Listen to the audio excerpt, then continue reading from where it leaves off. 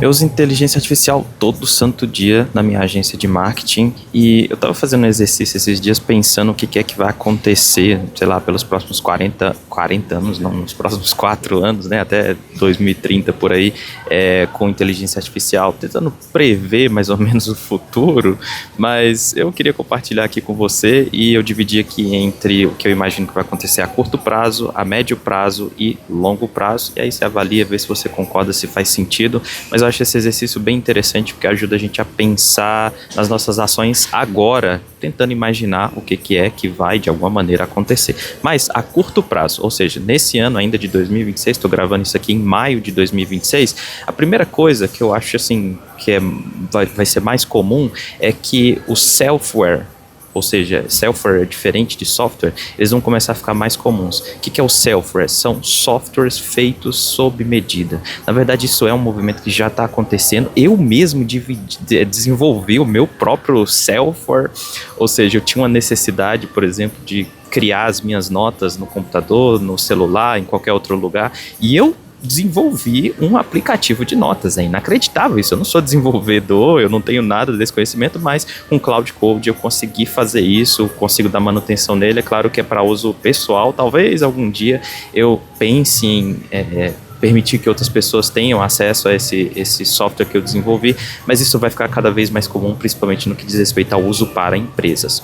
Outra coisa também é que com esse maior acesso a desenvolvimento de softwares próprios, eu acho que vai ter uma grande onda de ataques hackers que vão ter um pouco mais de facilidade, talvez, porque como a maioria das pessoas não são desenvolvedores, tal como eu, por exemplo, sem experiência, inclusive em segurança para software, pode ser que dados comecem a ser expostos com mais frequência, pode ser que problemas de segurança comecem a acontecer também. Essa semana, inclusive, teve um desses ataques, que foi um dos maiores, inclusive, nesse sentido, então pode ser que isso comece a ficar mais frequente também. Agora, uma coisa que eu comecei a imaginar ainda a curto prazo, que eu acho que já vai começar a acontecer ainda mais esse ano, é que o grande público, o público geral, não entusiasta de tecnologia e tal, vai começar a sentir ainda mais a inteligência artificial de verdade, no dia a dia, sabe? Não mais como uma novidade, mas a gente já está vendo nesse movimento de integração, até meio que forçado, né, de inteligência artificial em tudo que é canto, goela abaixo, não interessa o que é, coloca inteligência artificial nesse negócio aí, mas eu acho que as pessoas vão começar a sentir isso de uma maneira mais natural no dia a dia, e à medida que for acontecendo essa integração entre aplicativos comuns, sei lá, WhatsApp, Google e tal, as pessoas vão ficar mais acostumadas e o uso dessa tecnologia vai ficar mais evidente para o grande público. Eu acho que isso vai começar a gerar o primeiro choque assim, coletivo real do que de fato é inteligência artificial, sendo que hoje a maioria está acostumada com IA no chat e tal, uma conversa ali, mas eu acho que isso vai começar a ficar um pouco mais evidente, as primeiras demissões vão ficar mais evidentes, isso para o público geral, tá? Não para você que provavelmente é entusiasta de tecnologia e está de alguma maneira aqui assistindo esse vídeo, tá? E aí isso leva a gente para o que eu imagino que vai acontecer a médio prazo, que é aí entre 2027 e 2028, imagino eu, ano que vem, no caso de hoje que eu tô gravando esse vídeo, né? Mas eu acho que a barreira para pessoas comuns, né, que usam IA no dia a dia, vai começar a cair muito, né? As pessoas vão começar a sair do chat e elas vão começar a entender o poder da inteligência artificial agêntica, tá? Isso é diferente da IA que você usa lá no ChatGPT, na sua guia, no Google lá, enfim, o modo IA do Google, por exemplo, é você entender o poder que uma inteligência artificial tem de fazer coisas por você, entende? Eu acho que isso vai começar a ficar mais evidente para o grande público e as pessoas vão começar a perceber isso de maneira mais clara, né? Isso vai levar a gente para outro ponto. Porque depois que eu acho que isso começar a acontecer, o grande público começar a perceber isso e elas começarem a ter uma adoção em massa de ferramentas como da OpenAI e da Anthropic, eu acho que esses grandes players, à medida que eles vão aumentar exponencialmente a base de usuários deles, eu acho que a pressão dos investidores vai aumentar muito também para que eles possam começar a realmente ganhar dinheiro, porque hoje ainda, pelo menos enquanto eu gravo esse vídeo, eles não ganham dinheiro, pelo contrário, os investidores estão torrando dinheiro infinito, porque, claro, perceberam o poder dessas ferramentas, né? Mas à medida que o grande público começar a adotar, a pressão vai aumentar e essas ferramentas vão ter que aumentar o preço também. E aí isso vai levar a gente, imagino eu, claro, para o fim dos prestadores de serviço tradicionais. O que eu quero dizer com isso? Então, pessoas que talvez não usam inteligência artificial como usuários hardcore, talvez usam hoje, elas vão começar, as empresas de uma maneira geral vão começar a entender que não precisa de uma agência caríssima, por exemplo, para fazer o marketing. Você pode começar a fazer internamente com profissionais dentro da sua própria empresa que usam aquele software de inteligência artificial para poder entregar o que aquela agência caríssima entregava. Então, acho que esse vai ser um movimento também muito grande que vai acontecer. Isso vai levar a gente, a médio prazo, a um colapso muito grande de profissões tradicionais que são comuns hoje, como analistas, redatores, atendentes, revisores. Isso provavelmente vai ter uma queda muito grande a médio prazo também, à medida que pequenas e médias empresas começarem a entender o poder de se aplicar na sua própria operação. Claro que aqui entra uma variável extra, que eu também imagino que vai acontecer a médio prazo também, tá?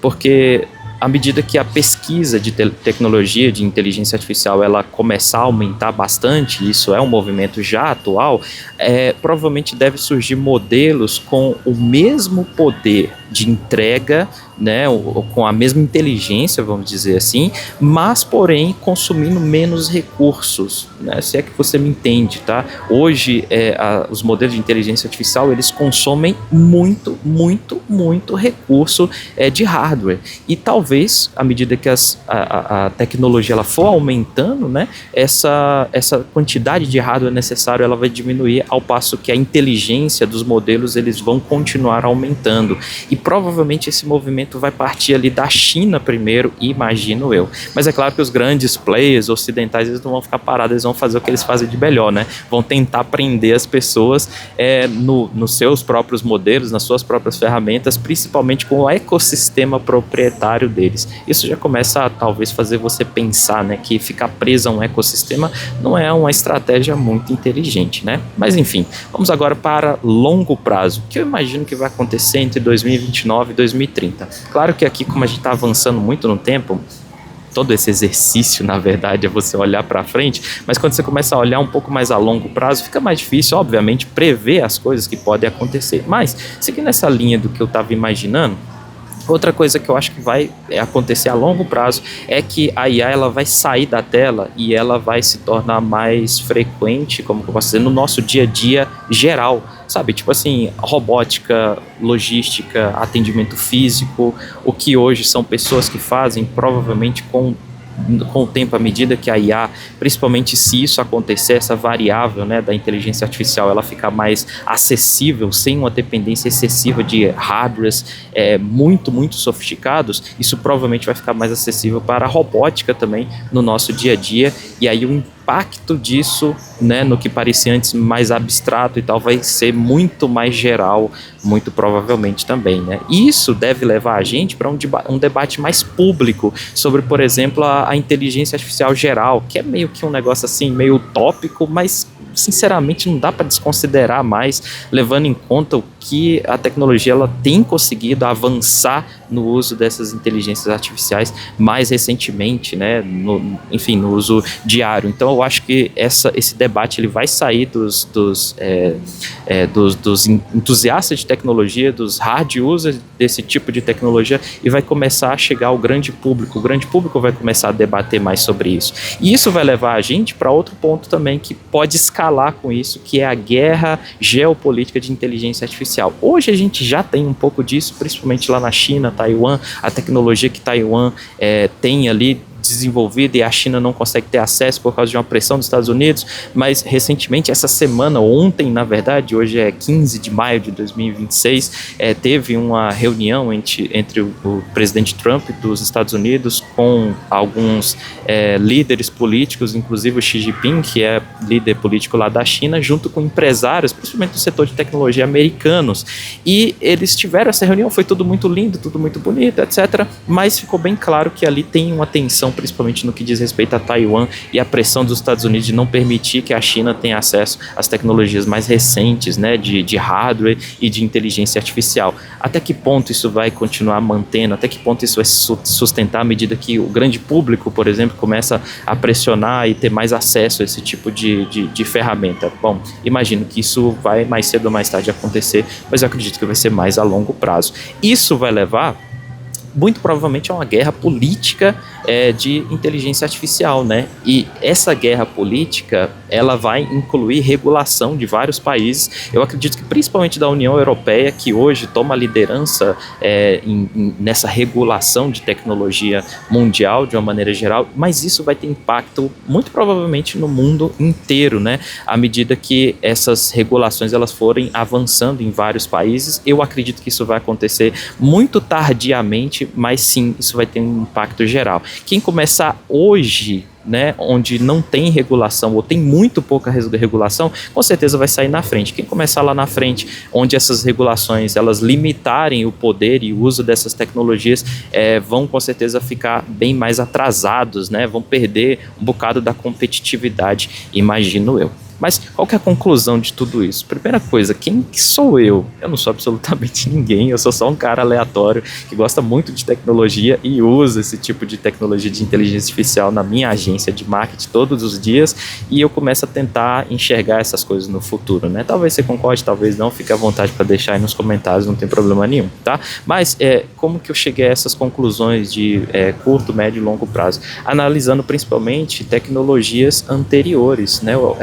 Como que foi com outras tecnologias anteriores, como por exemplo a internet no final dos anos 90, a bolha do .com e tal, mais ou menos seguiu um fluxo parecido, seguiu uma linha do tempo semelhante. A mesma coisa aconteceu também com smartphones, né, quando eles começaram a se popularizar mais ali na metade para frente dos anos 2000, teve um impacto bem semelhante também, né? Seja como for, eu acho que hoje quem começar a capitalizar primeiro com inteligência artificial com certeza vai ter vantagem, assim como isso aconteceu no final dos anos 90, na metade dos anos 2000 ali. Quem entrar depois vai enfrentar dificuldades, seja com regulação, seja com saturação do mercado, vai enfrentar mudanças mais bruscas. Quem começa hoje vai sentindo essas mudanças e vai se adaptando mais suavemente, e eu acho que essas pessoas com certeza vão ter vantagem, né? Qual que é o impacto filosófico disso?